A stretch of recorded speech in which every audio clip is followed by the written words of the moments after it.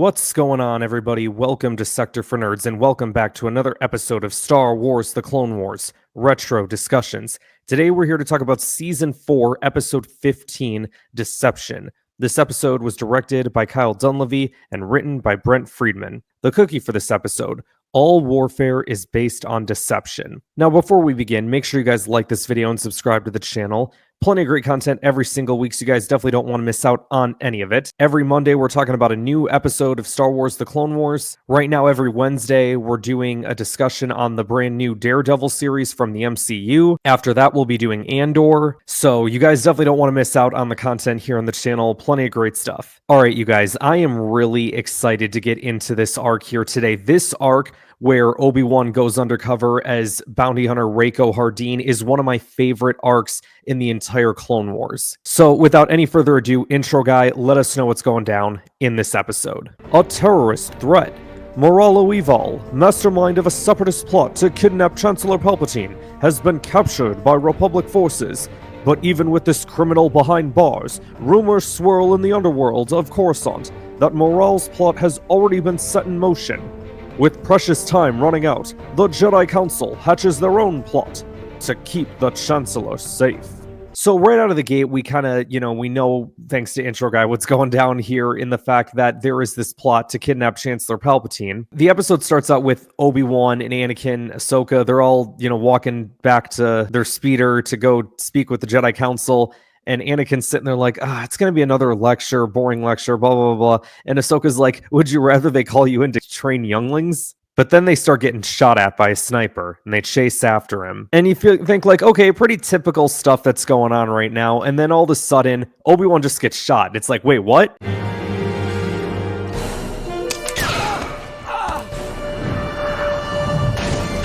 Obi-Wan! I got him! Go! Oh. Okay. And they really play up this idea, because obviously the sniper gets away, and then Anakin goes to check on Obi-Wan after Ahsoka's already tended to him. And Anakin's like, how is he? And Ahsoka just looks up with just, like, she can't even say anything. Like, she's speechless. She just has tears in her eyes. And it's this really sad moment. How is he? Obi-Wan? Obi-Wan? Obi-Wan! Let's be honest, a lot of us that probably when we all watch this episode for the first time, we're all like, well, we know that Obi-Wan isn't dead. So it kind of just left us all kind of confused, right? Like, what's happening here? They do a whole funeral scene for Obi-Wan at the Jedi Temple, and frickin' most notable person there was frickin' Satine, who's just crying her heart out. Y'all really... Oh, why'd you do that? Yo, imagine, like, afterward, like, after she finds out that Obi-Wan's alive, like, she probably, like, slapped him in the face so hard, like, you for making you think that you're dead. Because then, like, the next scene later, Mace and Yoda are talking in the hallway, and they're like, we talked about this. Killing a Jedi was the best idea we had. And I'm like, wait, y'all killed a Jedi? Wait, what did you do now? And they walk into a room, and Obi-Wan's there. It's like, so, how was my funeral? I'm like, see, we all knew you were alive. The whole reason why they did this whole thing is because they wanted to make Anakin think that Obi-Wan was dead. They said that it was his reaction that sold the sniper, right? Everyone knows how close Obi-Wan and Anakin are, so they had to make it look as convincing as possible that he died.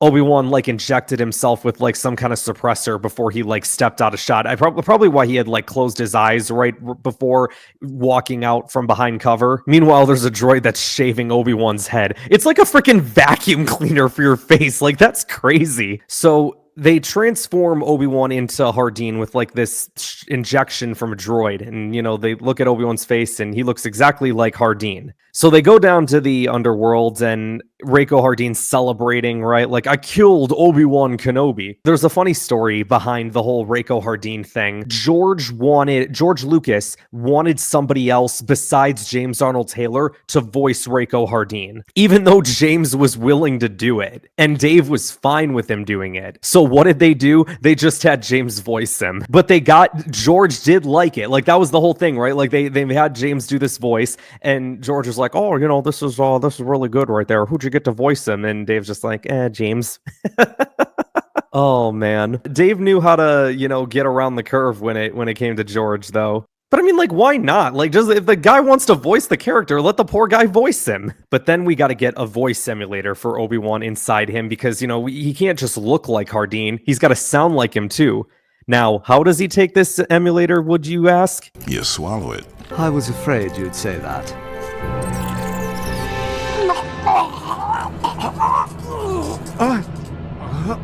What an odd sensation. It will take some getting used to.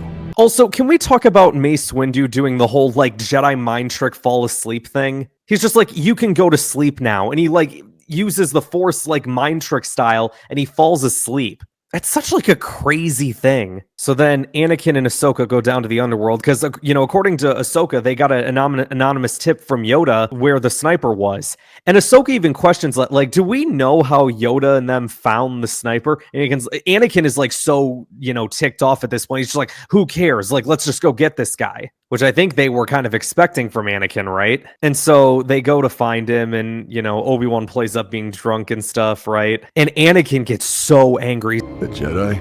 I already killed the Jedi today. Let me sleep. He's not dead. He's drunk. Get up, you filth!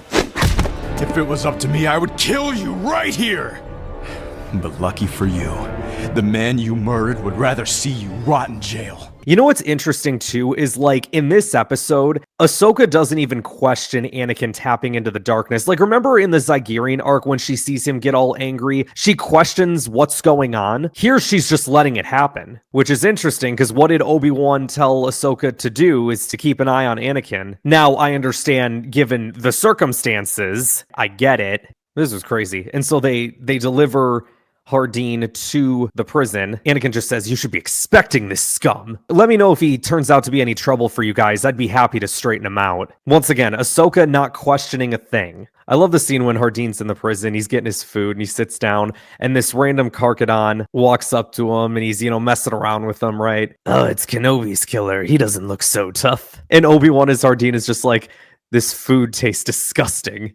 Maybe you taste better as he sticks the fork into his hand.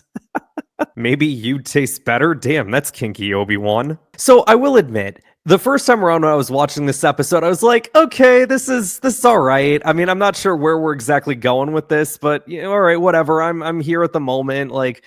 I don't know. I guess I want to know what Ventress is doing, and I want to know what Savage is doing, and what was going on with that crystal ball. When are we getting to that? But then Moralo and Obi-Wan chat in the prison cell after they had a quick chat the first time, just kind of introducing themselves to each other. But they're sitting there, and Ival is about to go through his plan with Hardeen, and all of a sudden, there's another inmate in there with them. And when I saw who it was, I'm like, okay, never mind. I take back everything I was thinking. I'm here for this. Let's go. I am so curious where they go now. All right, this is cool. And of course, I'm talking about Cad Bane. Cad Bane with that ego, man. He's like, oh, Hardeen coming with us, that don't work for me, brother. And Ival said, okay, yep, no, that's fine.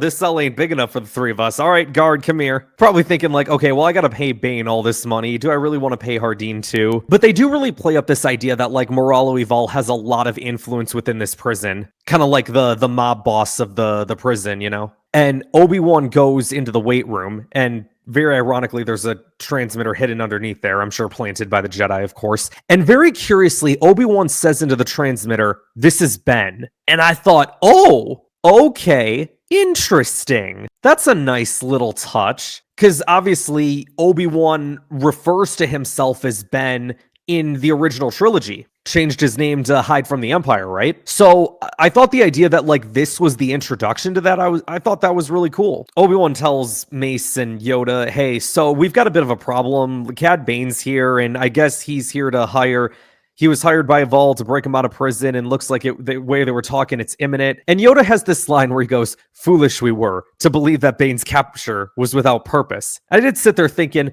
yeah, wait a second. How did this capture of Cad Bane go down? I feel like for someone of Bane's caliber, someone like that don't just get captured easy. So then Boba Fett is here in this prison, and I did have to remind myself, oh yeah, that's right. Oh, Boba Fett, he did get captured at the end of that last season. Oh no, that means Bossk is here too, isn't he? And sure enough, he is, because Bane's the one responsible for getting Boba to go after Hardeen, pushing his buttons. I gotta say this though, you guys. Bossk looked so so much better here than he did in season 2 of the Clone Wars. Like, it is night and day, the difference. Like, remember we talked about it when they brought the Trandoshans back in season 3, or they kind of like introduced this group of Trandoshans and how like incredible they looked. And I remember saying at the time that there was a behind the scenes where they had talked about, yeah, they said we did such a good job with the design of the Trandoshans here that like we had to go back and redesign Bosk. And like obviously his figure is still the same and stuff, but like you can see